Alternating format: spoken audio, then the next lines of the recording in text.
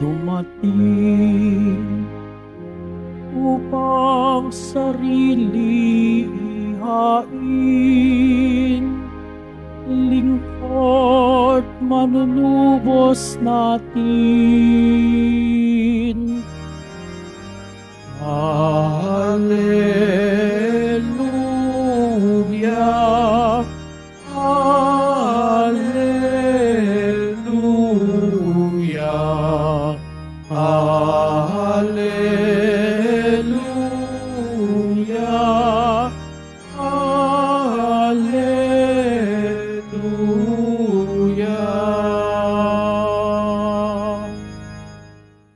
Sumainyo ang Panginoon. At sumaiyo rin. Ang pagpapahayag ng mabuting balita ng Panginoon ayon kay San Lucas. Papuri sa iyo, Panginoon.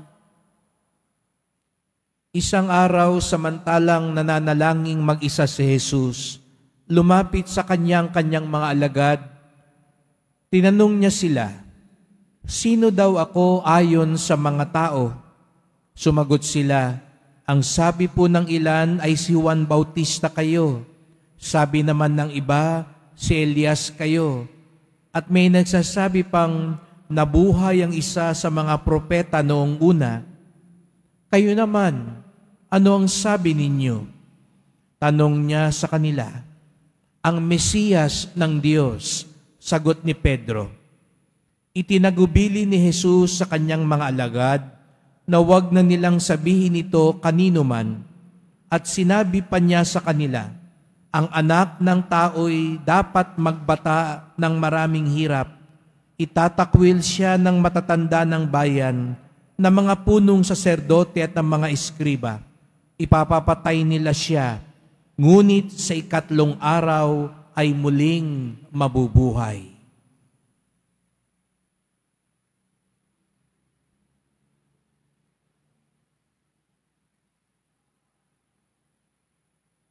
Mga kapatid, ang mabuting balita ng ating kaligtasan. Pinupuri ka namin, Panginoong Heso Kristo. Magsiupo ang lahat. Magandang umaga po sa inyong lahat at maligayang pagdating sa tahanan ng ating mahal na pong Jesus Nazareno. Pinagdarasal din natin ang mga nasa online, lalo na po mga may sakit, nag-aalaga sa may sakit, at mga kababayan kadeboto natin mula sa iba't ibang panig ng bansa daigdig na nais sumama sa misa dito sa Quiapo, sa Basilica Minor at Pambansang Dambana ni Jesus Nazareno. Araw ng Biyernes, araw ng debosyon, araw ng mga deboto, at higit sa lahat, araw ng ating pinakamamahal. Kaya't bigyan natin ng papuri, parangal at pasasalamat ang ating minamahal na Nuestro Padre Jesus Nazareno.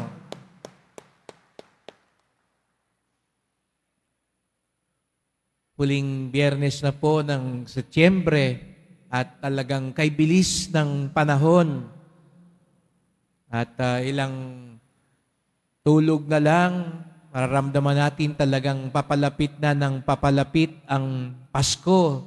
At pagkatapos naman ng Pasko ay ang ating kapistahan.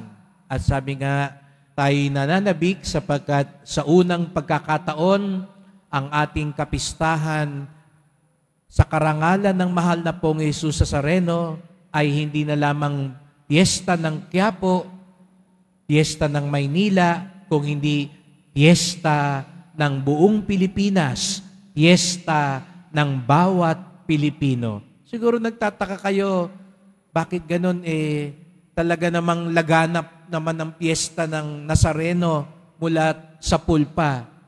Ngunit ang kakaiba po talaga ngayon ay itinagubilin ngayon ng mga obispo na saan mang panig ng Pilipinas, meron man o walang deboto, ang bawat Pilipino ay magdiriwang ng kapistahan ng Poong Jesus Nazareno.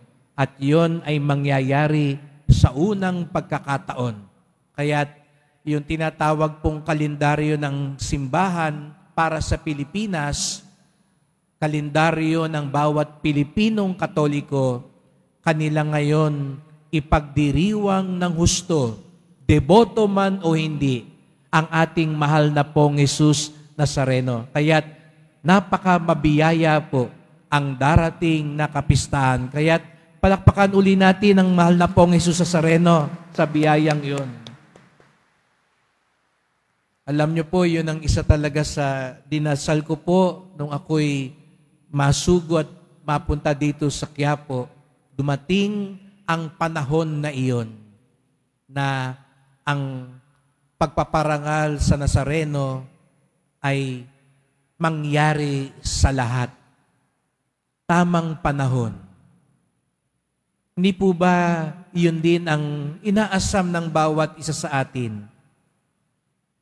Gusto natin malaman ang tamang panahon. Right timing, ika nga. Kailan kaya mangyayari ito? Kaya nga iba sa atin natutukso, magpahula para malaman mo.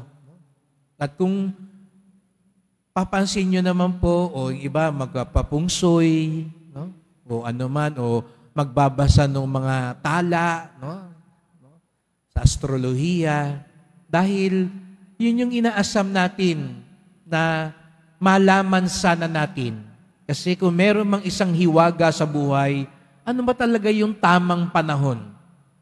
Kaya yung iba, di ba, huwag ka munang magbubukas ng negosyo ngayon, baka malasing ka.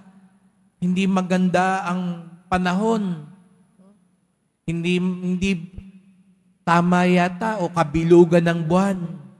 Mga ganong bagay. Hindi yata nasa linya ang mga tala, kaya dapat huwag ka munang magpakasal. O huwag muna kayo, katatapos lang ng kapatid mo, magsusukob. Mga ganong bagay.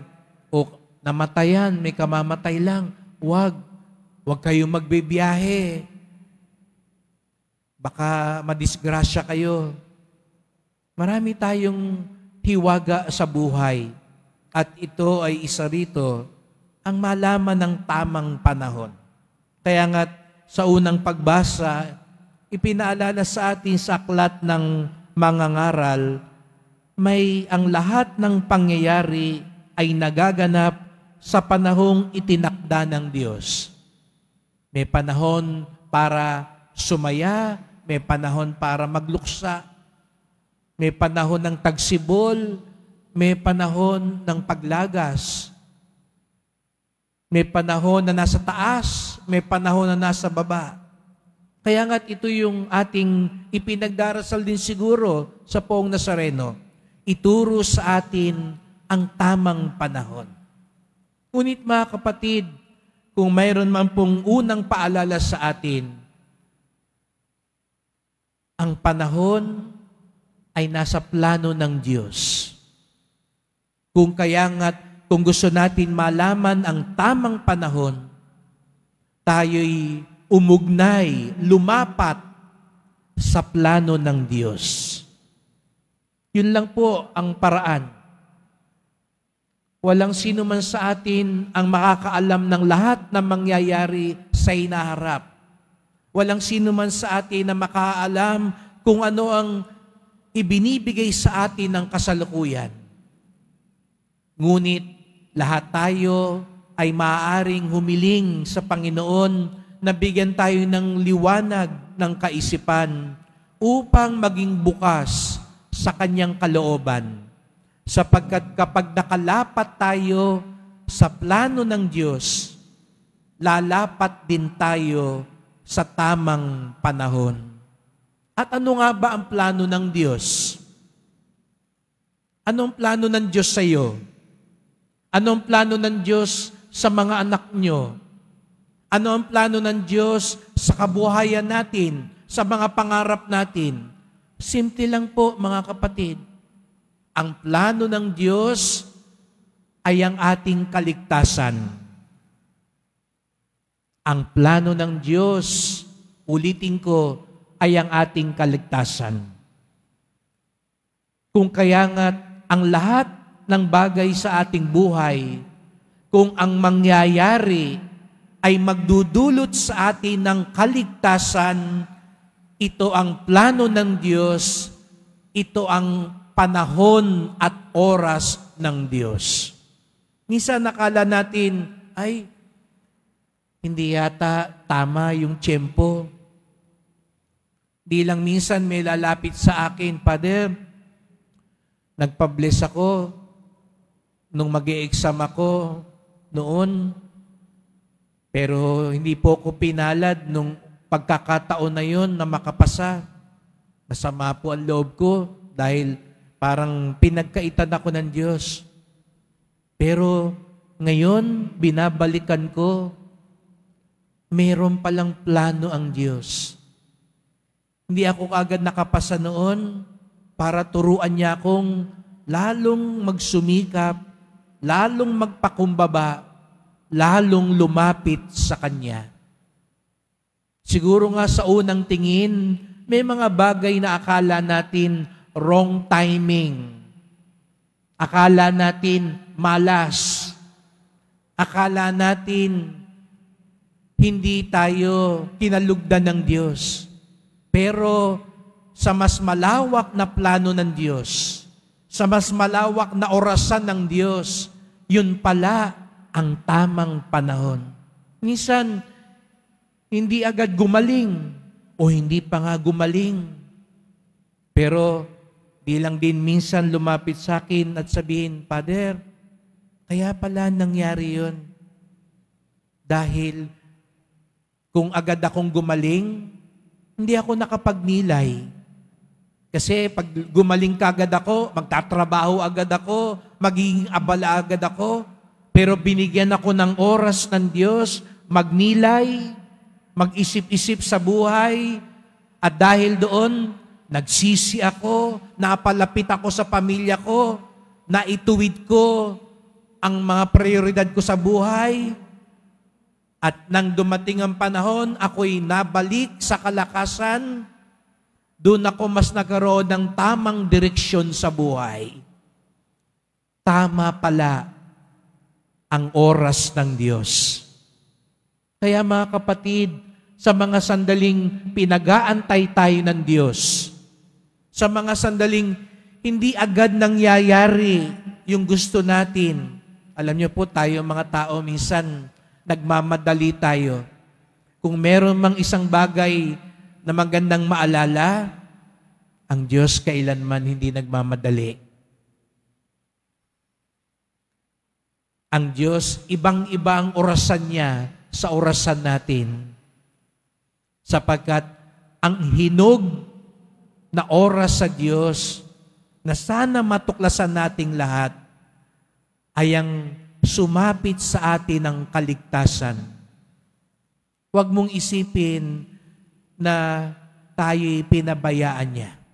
Kaya nga sa Ebanghelyo ngayon, gusto ni Jesus Nazareno, bago pa ipahayag ng mga alagad na siya ang Mesiyas ng Diyos, ang tagapagligtas ng Diyos, maunawaan nila na ang anak ng tao'y dapat magbata ng maraming hirap, itatakwil, ipapapatay, bago siya muling mabuhay.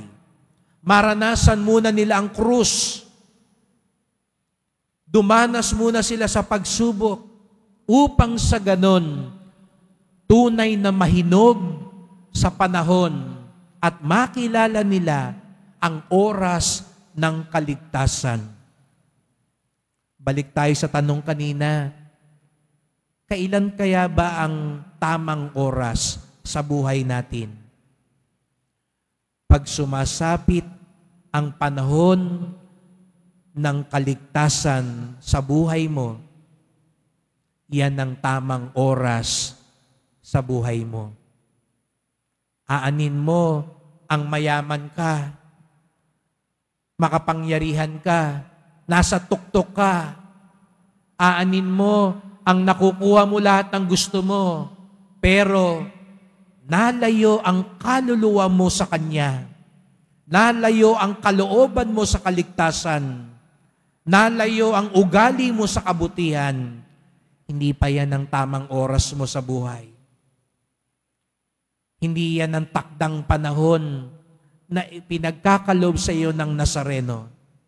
Sapagkat, gaya nga ng sabi ko kanina, ang tamang oras ay ang kalooban ng Diyos. At iisa lang ang kalooban ng Diyos, ang ating kaligtasan. Kaya mga kapatid, opo, marami tayong kahilingan, marami tayong dinadasal, marami tayong ipinapakiusap sa Poong Nazareno, pero wag nating kakaligtaan ang pinakatamang oras, ang pinakatamang biyaya, ang pinakalapat sa kanyang kalooban, at yun ay walang iba kung hindi ang tayo'y maligtas, malayo sa masama, at lalong mapalapit sa kabutihan. Sapagkat ang takdang panahon na pinakaantay-antay nating lahat, hindi yung yumaman ka, hindi yung matupad lahat ng pangarap mo sa buhay, hindi yung mangyari ang lahat ng plano mo para lang sa anak mo o sa mahal mo sa buhay. Ang pinakatakdang panahon na sana mangyari sa ating lahat ay ang makapasok tayo sa kaharian ni Jesus Nazareno at makapiling natin siya, at sana makapiling natin ang bawat isa kasama siya habang buhay magpakailanman. Sapagkat ang takdang panahon na nilaan ng Diyos sa atin ay ang tayo'y makapunta sa langit, matamasa ang tunay na kagalakan sa buhay. Kaya't sa pagpapatuloy ng misang ito, magdasal po tayo. Mahal na pong Jesus Nazareno, narito po kami. Hinihiling na maging handa kami sa tamang oras, sa tamang panahon. Minsan nakala namin ang mga nangyayari sa aming buhay ay mali, malas, hindi namin gusto, hindi namin maunawaan. Sa mga sandaling nangyayari iyon, buksan niyo po ang aming puso, liwanagan niyo po ang aming isipan, upang mas lalo naming matuklasan ang iyong kalooban, ang iyong panahon, ang iyong biyaya. Sapagkat wala po kayong ibang inaasam at hinahanda para sa amin kung hindi kami mapalapit sa inyo at maligtas. Kung kaya nga't anuman ang mangyari sa amin, karamdaman man o kalusugan, tagumpay man o pagkatalo, karukhaan man o kasaganan, ang bawat sandaling ito ay maging tamang panahon, sapagkat ang bawat sandaling ito ay magdudulot sa amin ng kaligtasan. Huwag nawang mangyari na kami mapalayo sa iyo at sumuway sa iyong kalooban. Mahal na pong Jesus Nazareno, kawaan niyo po kami, basbasan niyo po kami. Amen. Amen.